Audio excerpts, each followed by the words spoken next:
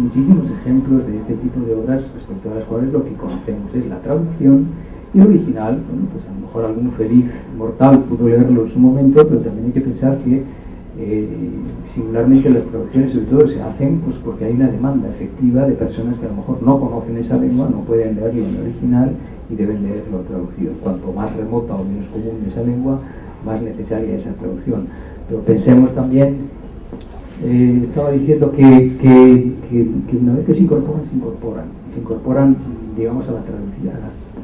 Una vez incorporado, evidentemente, tenemos muchísimos ejemplos, aparte de otros muchísimos juegos que dan la traducción, y uno de ellos muy célebre y sobre todo muy especialmente utilizado en nuestra lengua es el presentar un propio libro como si fuera una traducción. Nada menos que el Quijote emplea ese artificio, pero eso es una cosa que se ha utilizado muy comúnmente. ¿Se me oye? Sí. Bueno, ¿alguna opinión más? Si no, yo digo rápidamente cuáles son y después de decir cuáles son los autores podemos hacer un comentario sobre... Sí, más, sí. Sí. Me parece que es en la 3 y la 4.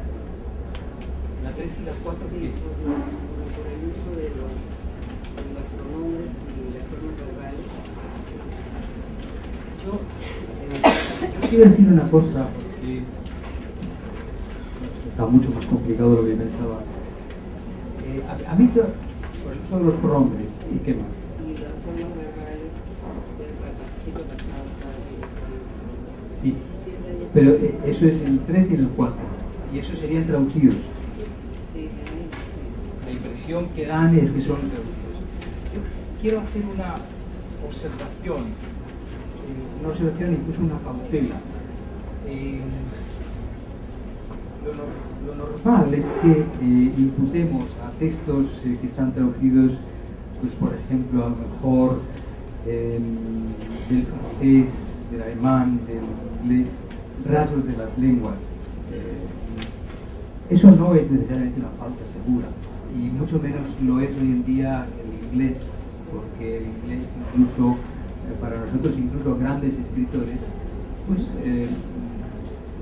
escriben con notables y conocidos anglicismos y nadie se inmuta, y está escrito originalmente en lengua española, de manera que la presencia de esos rasgos estilísticos que podríamos atribuir a esas lenguas no nos da una garantía absoluta, porque no nos la daba, por ejemplo, no la daba a un lector de la lengua española del siglo XVI el hecho de que hubiera latinismos.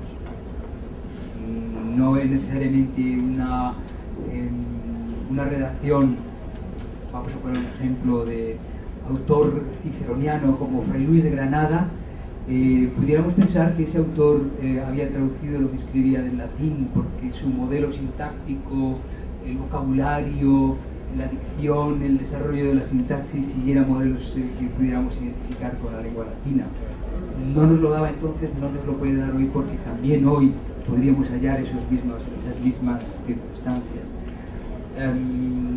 Incluso ni siquiera si encontramos calcos sintácticos o construcciones que nos suenan familiares en otras lenguas, han podido pasar y se pueden utilizar incluso hasta paródicamente por parte de un escritor. Puede decidir que en un diálogo va a parodiar a lo mejor la prosa, una prosa influida por clichés o por frases hechas o por léxico de origen inglés. Eso es sencillísimo, es casi lo más difícil es evitarlo.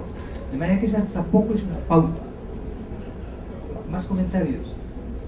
Bueno, pues entonces yo os digo qué es, de dónde procede cada texto, y luego si alguien quiere hacer algún comentario, yo encantado, lo escuchamos y hacemos un comentario final sobre esto.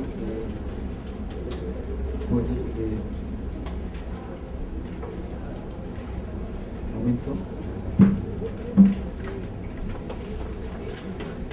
Había pensado en ello porque no había calculado. No obstante, a mí me parece que son textos que por lo que yo he visto también se pueden conseguir aquí, ¿no? Sí, pero en castellano. En castellano. Tiene sus modificaciones, por ejemplo, Oveja Negra, Sí. que es de Colombia, entonces ya está más está escrito como para público latinoamericano. Bueno, eso es un problema evidentemente que afecta bueno, a determinadas lenguas, no a todas. Evidentemente afecta al español, afecta al inglés y afecta a las traducciones. Ignoro en este caso, evidentemente, quizá aquí los problemas que puede haber de dificultad de apreciación entre un texto que pudiera ser traducido o que pudiera ser original, pues ciertamente a lo mejor puede afectar el hecho también que no se reconozca como propio, simplemente porque haya rasgos que sean del español peninsular y no a lo mejor propios del país en el que se ve, en este caso concreto en Perú, claro. Sí, bueno, en todo caso, como ejercicio intelectual, obviamente no deja de valer por ello, es decir, que evidentemente habría sido más preciso haciéndolo así, pero el resultado en España es exactamente igual. Es decir, no crea que porque se sepa o se deje de saber de qué país es, y si hubiéramos puesto textos escritos por autores hispanoamericanos, aquí realmente quizá el fallo es que no hay ningún hispanoamericano y por lo tanto no puedo comprobarlo. Pero en cualquier caso, digamos, como ejercicio intelectual yo mantengo el valor, por supuesto que quiera hacerlo, porque lo interesante es ver hasta dónde podemos llegar y ver hasta dónde podemos llegar con nuestros propios medios. Y si podemos identificar, si esto lo hubiéramos hecho en una lengua que dominaran todas las personas de esta sala, que pudiera ser todos los textos en francés, pues la prueba habría seguido teniendo ese valor. Si todo el mundo en la sala hubiera podido leer alemán, pues habría podido seguir teniendo el mismo valor. Y el valor es si somos capaces de identificar eso. Si hay algo, hay algún rasgo que nosotros nos permite decir, esto es una traducción. La respuesta, a mi juicio, es que no. La respuesta es que no.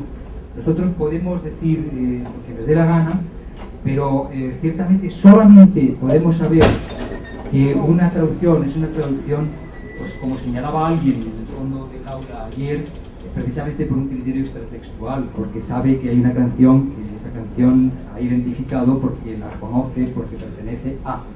Luego hablaremos sobre ello. El texto número 1 es de un autor madrileño, por cierto, que es Juan Benet, y es una obra precisamente yo diría que enrevesada y difícil, se llama Samuel. El número 1 pertenece a Juan Benet y está escrito en español originalmente, claro.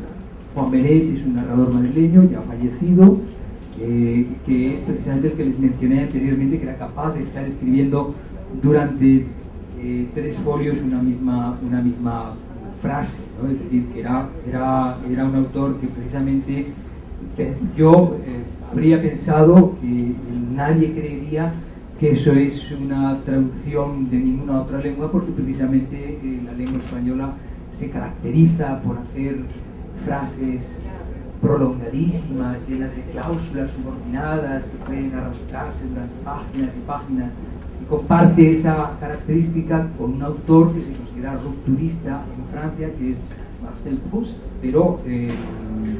pero son muy pocos autores. Habría la posibilidad de que alguien hubiera dicho esto a lo mejor es francés porque por el tipo de frase recuerda a este autor, sin embargo el contenido no es exactamente igual. Pero salvada esa distancia yo diría imposible, no se puede saber, porque hay incluso ingleses que también hacen ese tipo de cosas, aunque sea un tipo de narración o un tipo de desarrollo nacional que nada tiene que ver con lo que pudiéramos decir que es la tradición británica.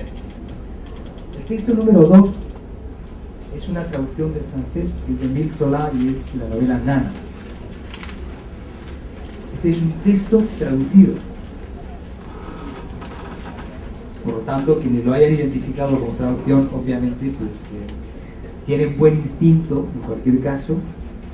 El texto número 3 es un texto traducido también, ¿no?, de Charlotte Brontë, que es Jane Eyre, pertenece a Jane Eyre, la novela Jane Eyre. La verdad es que aquí habría que decir que algunos de los textos son conocidos y quizá quienes los hayan conocido no, digamos, sirve para demostrar que son personas muy cultas y que conocen muchas cosas, pero no que tienen una pericia especial para determinar si un texto es un texto traducido o es un texto original.